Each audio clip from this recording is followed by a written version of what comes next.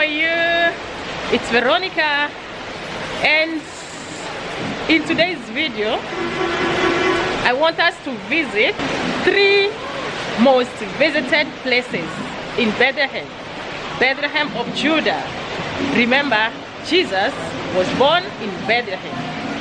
And by the way, Bethlehem is on the side of Palestine. Okay, so if you are in Israel, you have to cross border. You have to cross border to visit Bethlehem. And now we are in Bethlehem. It's Christmas season as I take this video.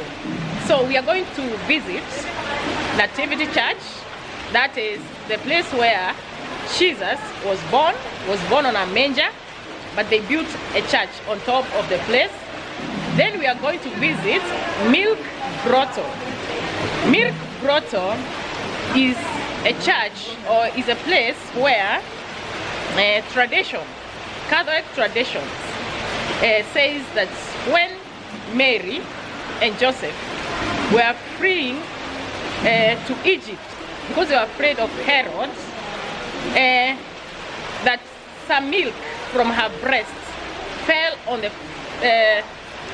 the floor. Every place turned white, and so people suffer from barrenness. They go to that place, and when there is some chalk, white chalk, okay, or powder, when they eat, their testimony is that they became fruitful, okay. And then the third place we are going to visit is Shepherd's Field. Shepherd's Field, it has some 3 stories. The shepherds we are watching their flocks by night. Then the angel of God appeared to them and announced the birth of Jesus Christ. There is also a story of Ruth and Boaz. That is where the field of Boaz was. And there's another story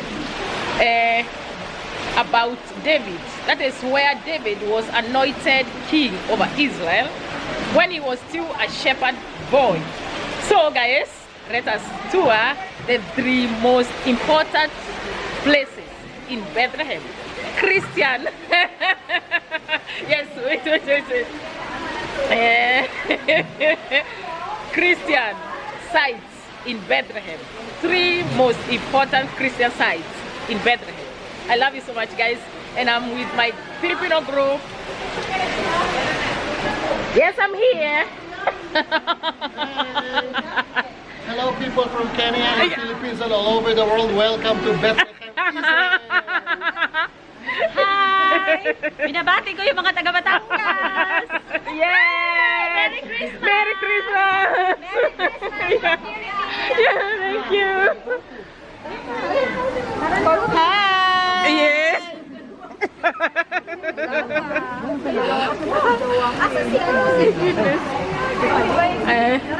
The hotel is called Golden Park Resorts. Joy to the world, the Lord is come. Let earth receive her King.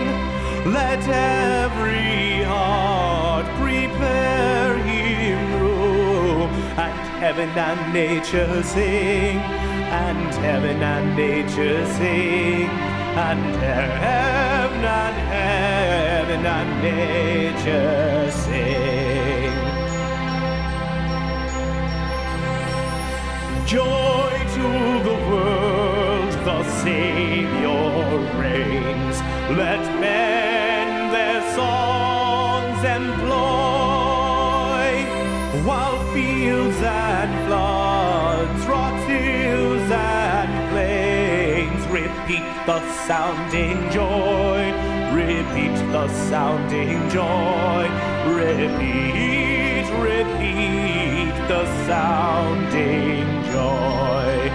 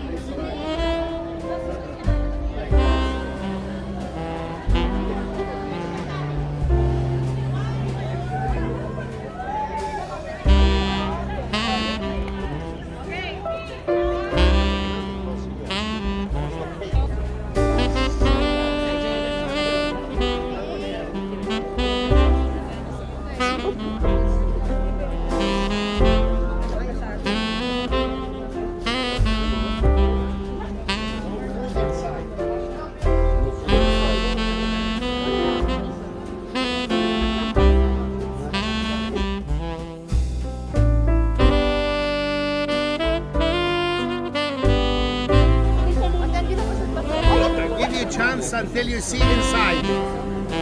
Listen, until you turn and you see inside. And then after that you decide. Now it's good. When you go inside, and imagine that what happened for you. Look at that behind you. I should wait.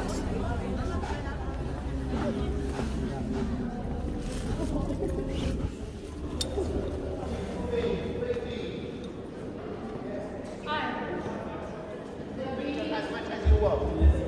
Picture is okay. Later on, yes. Go ahead, you wait 2-3 hours. You will have a picture. Don't worry.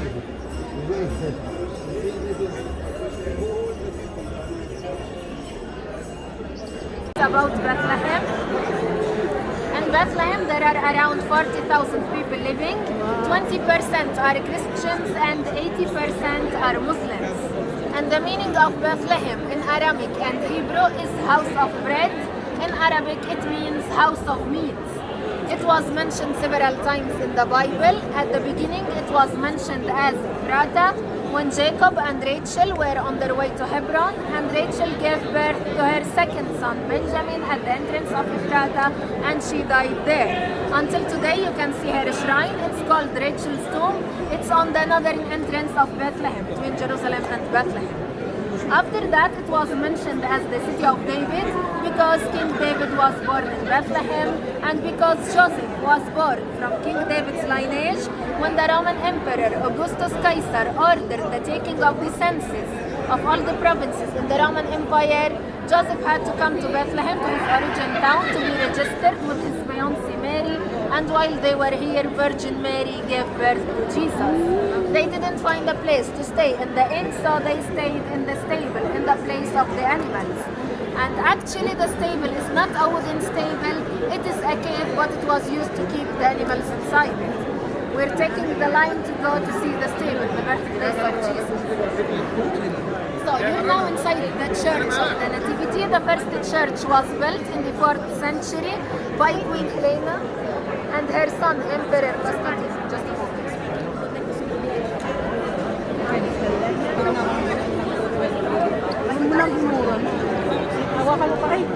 Okay, sorry for the interruption. Let me continue. So we're now in the Church of the Nativity.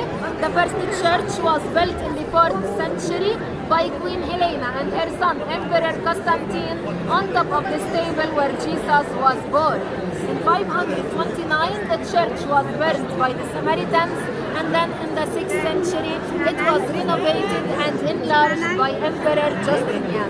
When he enlarged it, like the first church was built in an octagonal shape on top of the cave with the nave, Emperor Justinian enlarged it, he made it bigger, and he added the 3 outfits around the altar. Now if you look to the church, it has the shape of a cross. You entered from the small door outside. In the beginning, in the 6th century, it was a big door. Then it was reduced into a pointed arch door by the Crusaders in the 12th century, and again into a smaller door by the Ottomans in the 16th century to prevent attackers from entering to the church with their animals, with the horses and camels. And now we call it the humble door, or the door of humility, because when we enter we have to bend, so we show respect to the holy place. From the door of humility, you entered into the narthex, where non-Christians used to attend the Mass until they get baptized and become Christians. And then there is a wooden door that was added here in the year 1227 at the order of the Armenian King Vitum. It has inscription in Aramaic and in Arabic saying there it was put and who put it, and it separates the narthex from the main body of the church. This is the nave, the main body of the church. In the nave there are 44 columns. These columns are made from local limestone and they have the Corinthian style. If you look to the capital, it looks like a flower. On 20 of them there are paintings and kings. These paintings were added by the Crusaders in the 12th century. Also, if you look to the upper walls, you can see some mosaics. These mosaics are from the 12th century, Crusaders era as well. In the year 2012, the church was listed as a UNESCO World Heritage Site, and on the list of the sites in danger because it was in a bad situation. After that, in September 2013, they started a renovation in the church.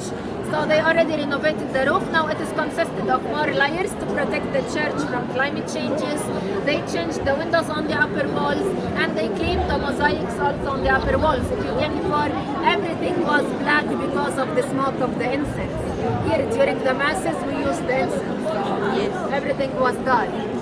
When they were cleaning the mosaics on the upper walls, they discovered this angel, 1, 2, 3, the third one from the back.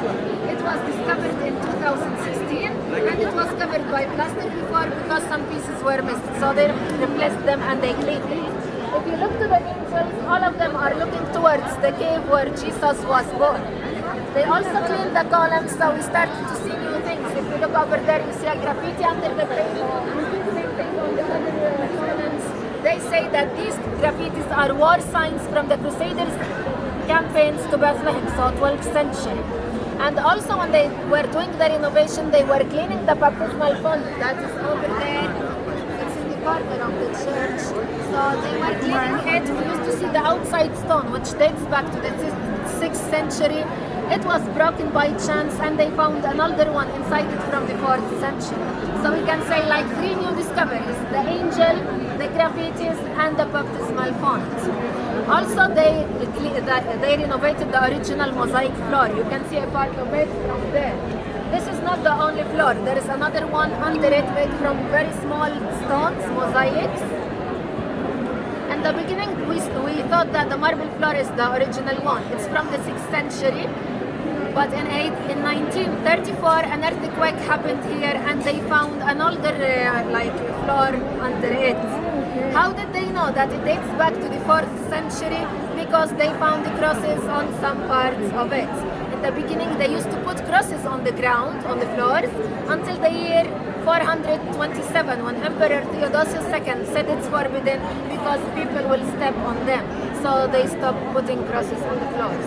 And maybe this was the reason for Emperor Justinian to add another floor, like to stop people from walking on the crosses.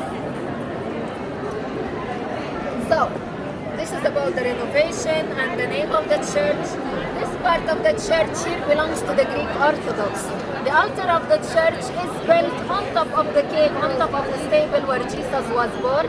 We don't see the altar in the Orthodox churches because it's hidden by a wall. We call the wall the iconostasis. It means the holder of the icons. It's full of icons. You see the same iconostasis in all the Orthodox churches. Only the priests are allowed to go after it to the altar to do the services. People cannot go there. And the church here is an active church. So until today they still have Sunday services, weddings, baptisms, funerals. Everything for the Greek Orthodox happens here. The small apse over there is for the Armenians and the Franciscans, or the Roman Catholic have their own church next to this one. One day the Franciscans had control over the church, but in the year 1852 the Ottomans added an agreement called the status quo because of the problems between the denominations, and the status quo says that everything must stay as it was in the year 1757. In that year, the Greek Orthodox had control over the main part of the church. The Armenians had the small apse, like when you exit from the cave, you will see it, and the Franciscans were out. So in 1881, they built their own church next to this one. It is called the Church of St. Catherine, and it is the place where the midnight mass of Christmas happens every year. Tonight they will have the midnight mass over there. You can see it live on the TV, or if you have tickets, you can come and attend it. So, before I stop, let me tell you about everything, and then I stop. We're doing the line to go to the cave where Jesus was born. We will go 14 steps down. On your right side, you're going to see a silver star. It marks the birthplace of Jesus. It has 14 points because 14 is the number of generations from Abraham to David, Babylonian exile, Jesus. If you read the book of Matthew, you see the 42 generations from Abraham to Jesus. There is inscription in Latin on the star here of the Virgin Mary, Jesus Christ was born. In the middle of it there is a hole. We believe if you touch the hole, you touch the original stone of the cave. You can touch it, up to you if you like to kiss it, and you can take pictures. On the left side, inside the cave, there are 2 altars. The altar of the manger, where Virgin Mary wrapped Jesus with swaddling clothes and laid him to sleep, it was used to feed the animals, and it's not the original manger because the original one was transferred to Santa Maria Maggiore Church in Rome by the Crusaders. And in front of the manger is the altar of the three kings where they offered Jesus the gifts. We will enter from this part, which belongs to the Greek Orthodox. The door is for Greek Orthodox. We will exit from the Armenian door, and there is a third door at the back of the cave for the Franciscans, but it's always closed. They open it only during their masses, so it gives them just an access to the cave. Thank you. Thank you.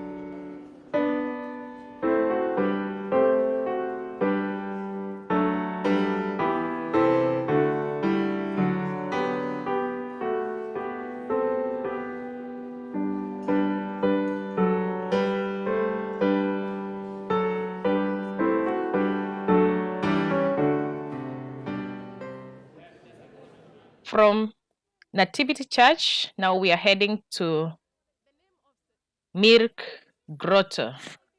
Milk Grotto Street.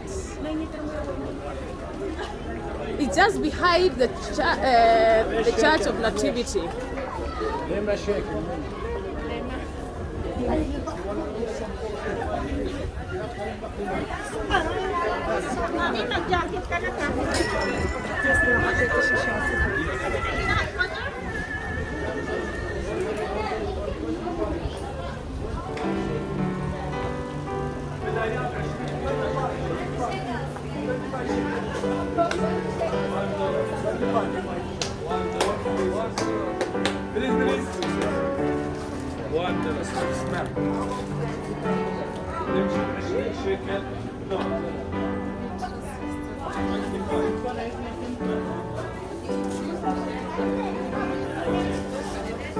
Ayan ang pinili niya. Marami.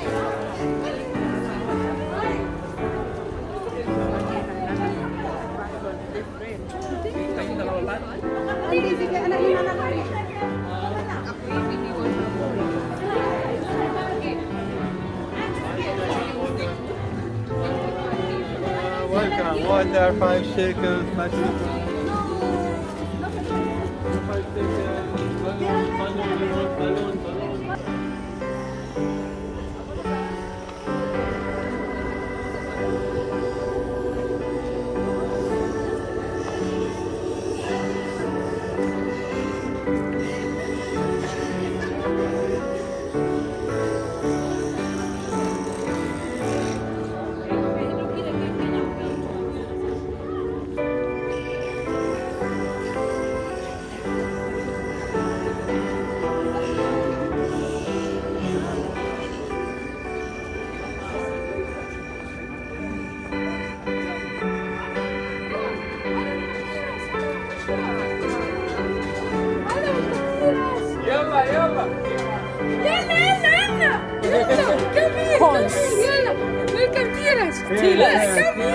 Yes, after going to the church.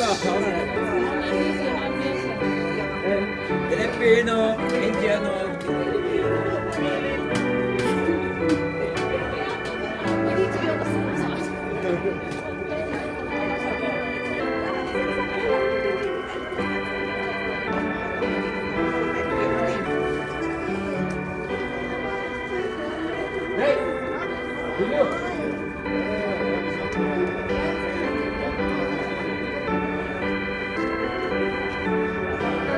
Just enter, there is space for all.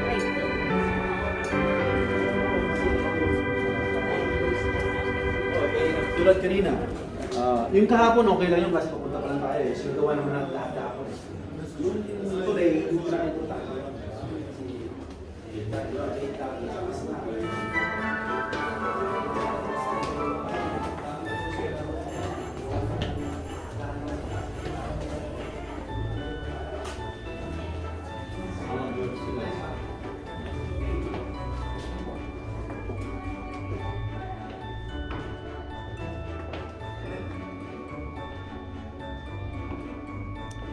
Picture of them fleeing to Egypt.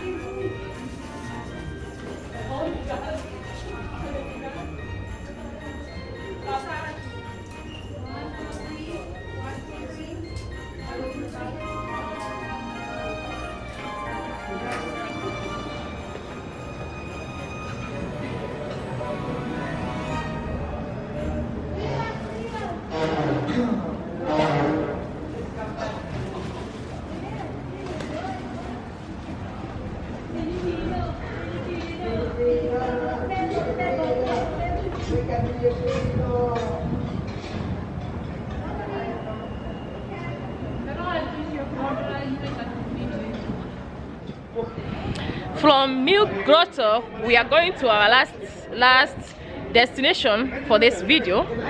I think I see Kenyans here. They look like Kenyans. They have a certain body.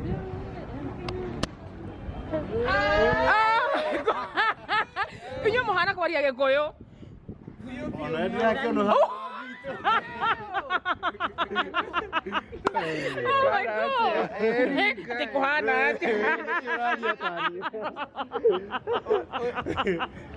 Oh my god! Yes. Wow. Yes. Wow. Wow, guys, these are my people, Kenyan. Wasalimieni. Hey, yes. We met in Bethlehem, Bethlehem of Judah.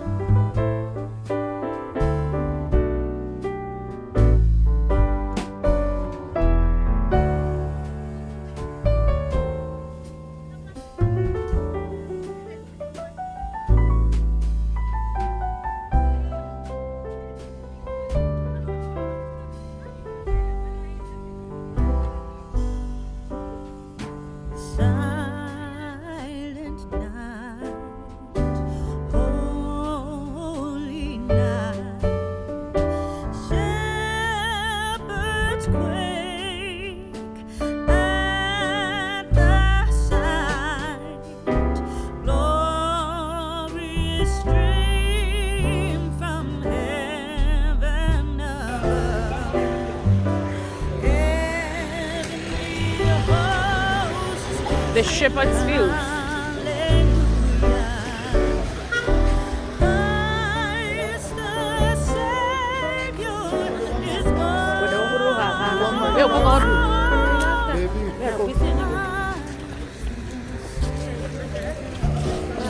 The shepherds.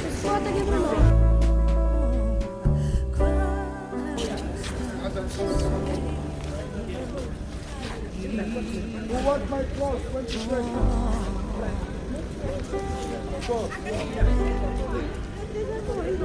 That's it, stop.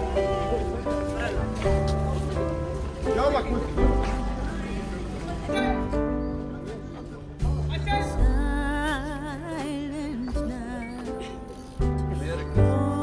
Merry Christmas. Thank you.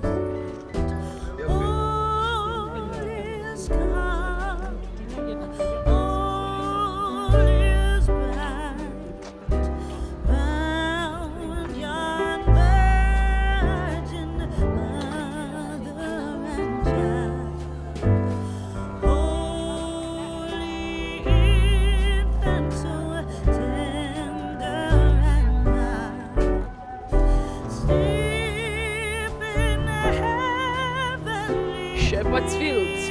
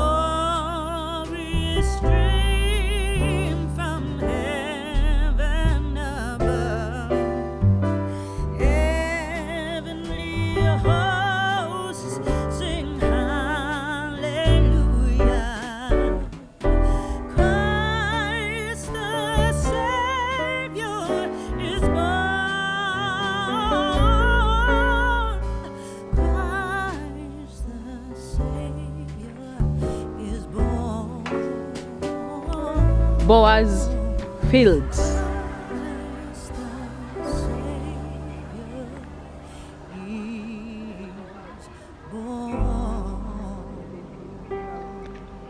Why is Bethlehem called Bethlehem of Judah, or Bethlehem in Judah?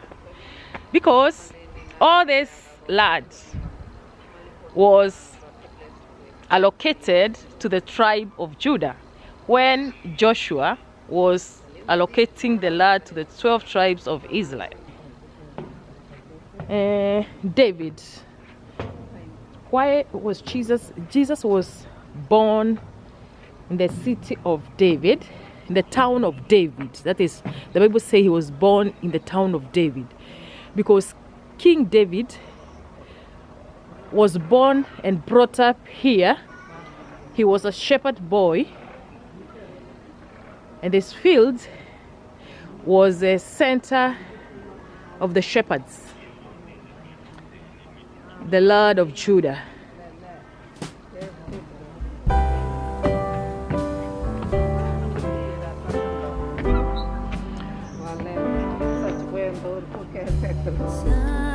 Silent night, holy night, all is calm, all is bright, round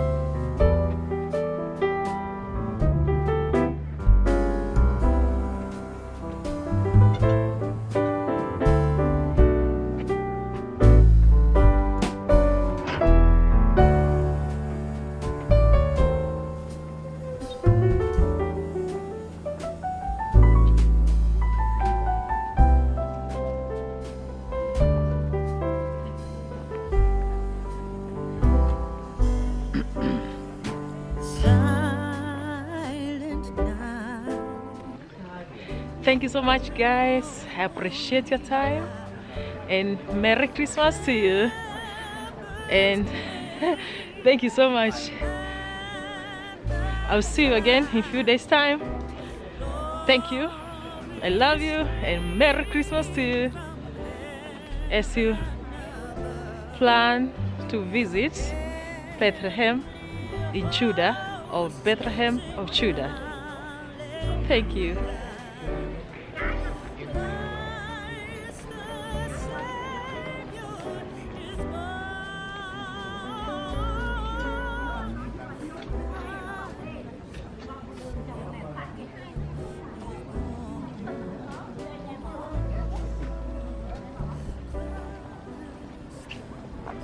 Speak louder.